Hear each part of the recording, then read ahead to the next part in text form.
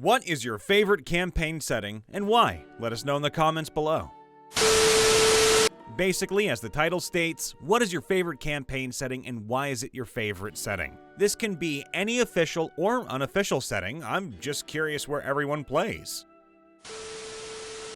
Planescape is one of the best settings to come out of D&D since, well, the idea of TTRPGs.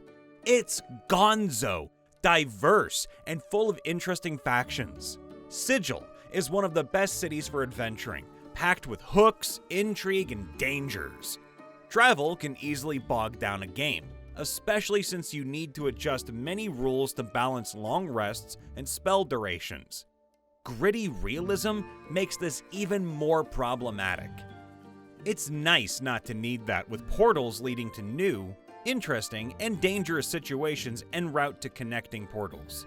If you want traditional travel, the River Styx, Oceanus, Infinite Staircase, and Yggdrasil offer nearly endless potential for encounters. The various planes allow for limitless types of adventuring. I waited for WotC to bring Planescape to 5th edition, then caught myself wondering why bother. Their Forgotten Realms lore for 5th edition was weak compared to the amazing 3rd edition Forgotten Realms campaign setting. So I picked up all the Planescape books. Print-on-demand options on DM's Guild are great, and reading them was a ton of fun. Everything feels evocative and inspiring, sparking all kinds of campaign ideas. I am boring. I like Ravenloft and the Domains of Dread. Even my own homebrew settings are sometimes in a DoD. Eberron is written to be an actual D&D setting first and foremost. It's not a world for novels or merchandise. It's a world by a DM for people to DM in. It offers dozens of stories with open-ended answers and lists of options for your DM to decide what's true for their Eberron.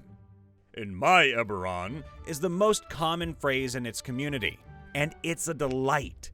Sure, the setting has cool ideas, but those are secondary to the way it's structured.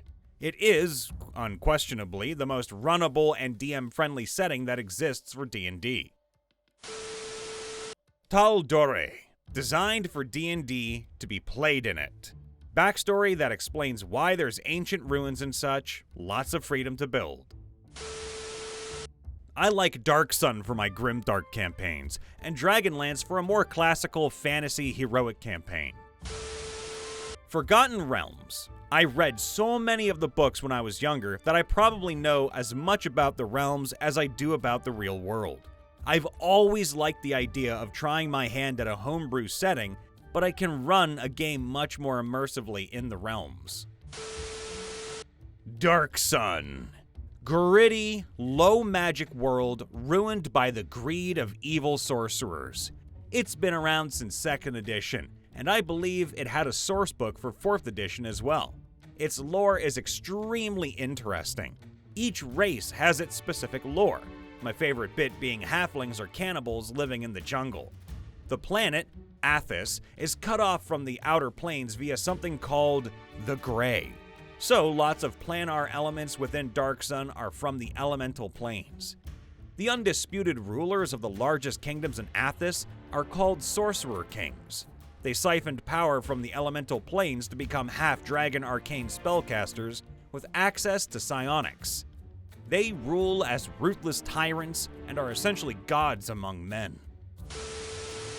My favorite official setting is Dark Sun. It just feels so different from the other settings. I also like the gritty swords and sandals vibe.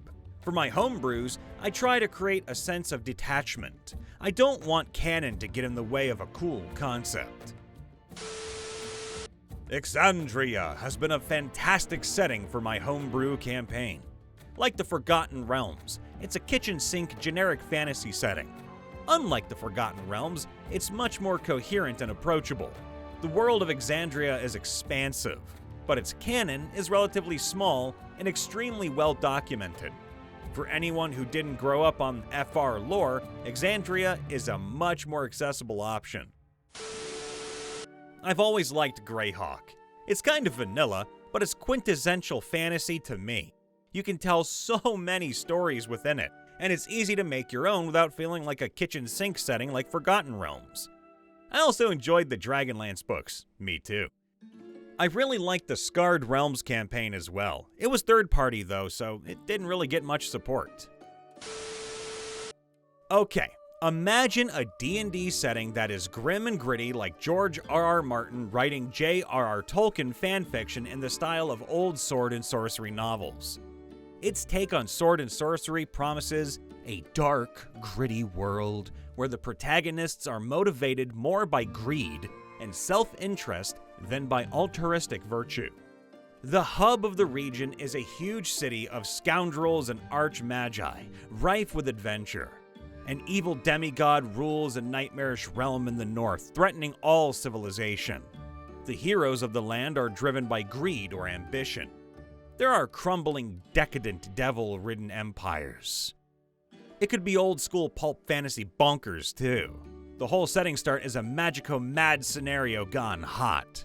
There are alien sci-fi spaceships that have crashed in the mountains, and crazy wizards building funhouse dungeons. Some of the elven kingdoms dwell in secret, others isolationist, and others still seeking human allies. There are bandit kingdoms and pirate kingdoms, and 2 different countries taken over by orc and goblin tribes. The hateful wars of the past pit dwarves against the orcs and goblins, driving them out to form a new kingdom, eventually the Orcish Empire. There's no morally simplistic world where the good guys always win, and even nominally good-aligned realms can have rivalries and conflicts. It's a perfect setting for fans of ethically conflicted characters. Now wait, what if I told you this was the same setting that birthed Bigby and Mordenkainen and Tasha? What if I said it was the only setting to have a complete campaign adventure, Ghosts of Saltmarch, based around it without a setting book? Even most of the Tales of the Yawning Portal are placed in this setting, and 2 PDF adventures, The Lost Laboratory of Qualish and Infernal Machine Rebuild, were both placed in this setting. The setting I'm talking about is the world of Greyhawk. I have played in this setting since I was a kid, and now my kids play here when I DM. Eberron isn't mentioned enough. It uses staple D&D races and monsters, but they're used differently. The author, Keith Baker, creates new content, which never disappointed. And it's magipunk, it has trains and airships and artificers? What's not to love? My favorite setting is the one I made because it's my own. It's not terribly original, but it has all the things in it I want.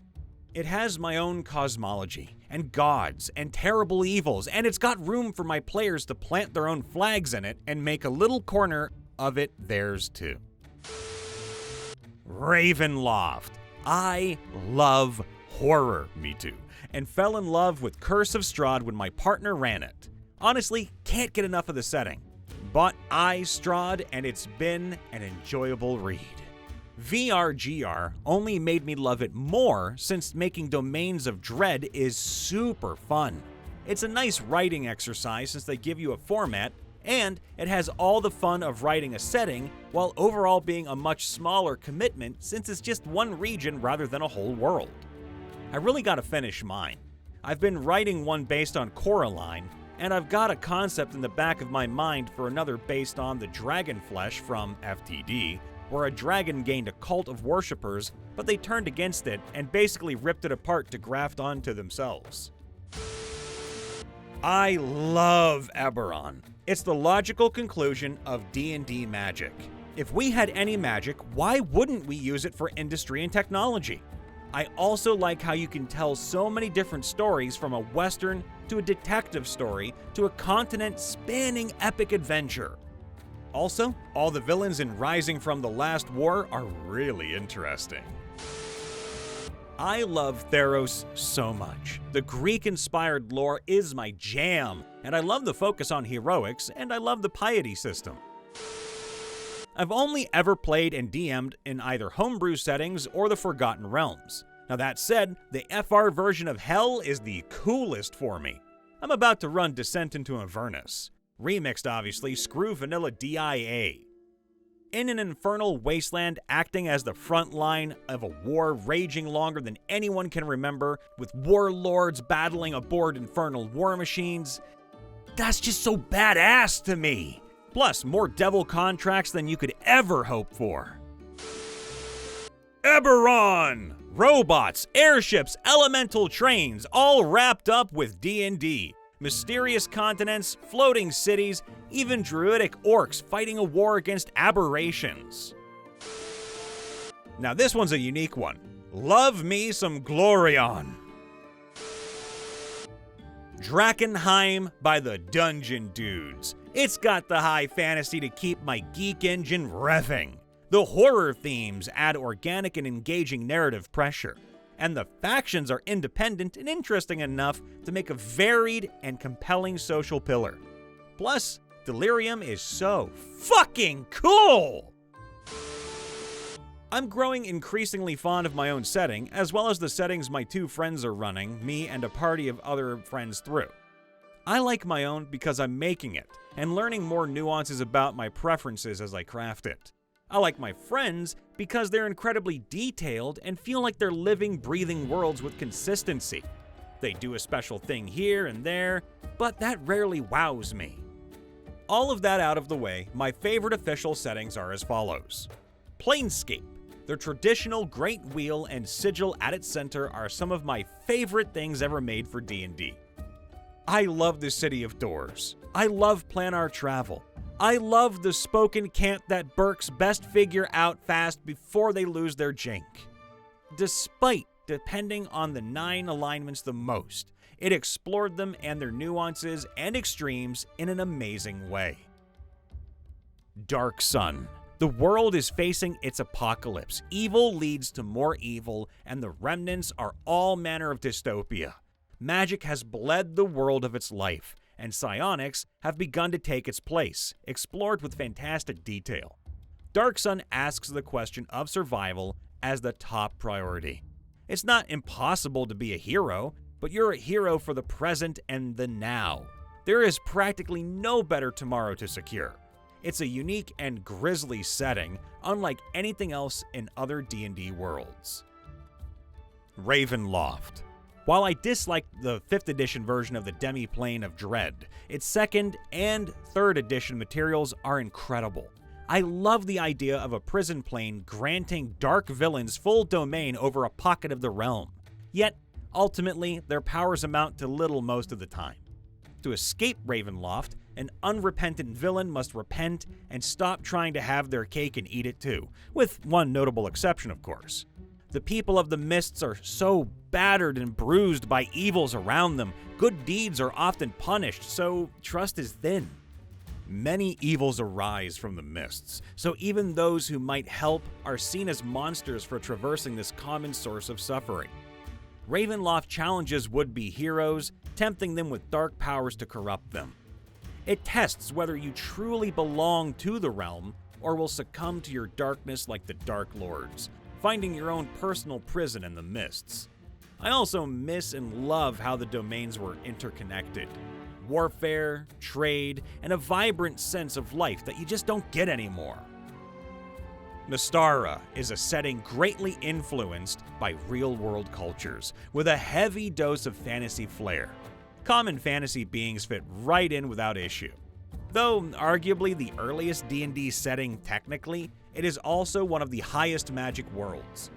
Magic shops and artificers are everywhere. Airships don't fly around, except for one spoiled prince who literally has a flying war castle. Instead of gods, Mystara has immortals, a quirky concept that leads to a unique approach to divinity. The setting comes to life in a way others don't and is a fantastic world to explore. Check out Mr. Welch's YouTube channel for an amazing lore review. The Forgotten Realms. The realms were the first setting to truly sink its teeth into me. I spent hours combing through 3rd edition sourcebooks, and then the older 2nd edition material. The rich details made me consider aspects of a fantasy world I'd never thought about before. Myth Draenor, the Underdark, and Elistray are just a few of the things I love about the realms. There's a lot to love in this setting. Midgard by Kobold Press gets my vote. It kinda has everything. High magic, a Ravenloft-like kingdom, the darkened, corrupted lands, a dragon empire that is seeking world domination. I like the deities and how they are based off Earth pantheons. The races are cool and the published adventure material is top-notch. Birthright. Mass combat rules, realm management, politics, and divine bloodlines. What's not to love? Spelljammer, as it brings me to the one place not corrupted by capitalism. That's so good. It might be the most uninspired of them all, but the Forgotten Realms are extremely cool because of all the content they have. It can be overwhelming at times, but that makes the world feel much more alive and independent from your game. I was DMing Rime of the Frost Maiden, and having played the old Icewind Dale games helped flesh out the campaign a lot, including a fun excursion to Kaldahar. Sometimes my players meet an NPC or find lore they know from the books, old CRPG games, or even idle champions. When we can't play because someone cancels, we sometimes play Neverwinter and marvel at the city that has appeared in so many of our campaigns. I even started Eye of the Beholder to get ideas for my Waterdeep Dragon Heist game. It's honestly fun learning about the world bit by bit. When official adventures reference something we've seen in a game or book, it just feels pretty wild. I especially enjoyed Minsk and Boo's Journal of Villainy, a book made for fans of the old BioWare games. Hey everybody, Brian Von VA checking in after the vid. Make sure to leave a like, subscribe, ring that bell, and of course let us know in the comments below what is your favorite campaign setting and why. And of course, if you want to support the channel, make sure to join our membership program. You get early access to videos, and you get to keep the lights on for us. We love you all. Please be safe, happy, and healthy. Toodaloo.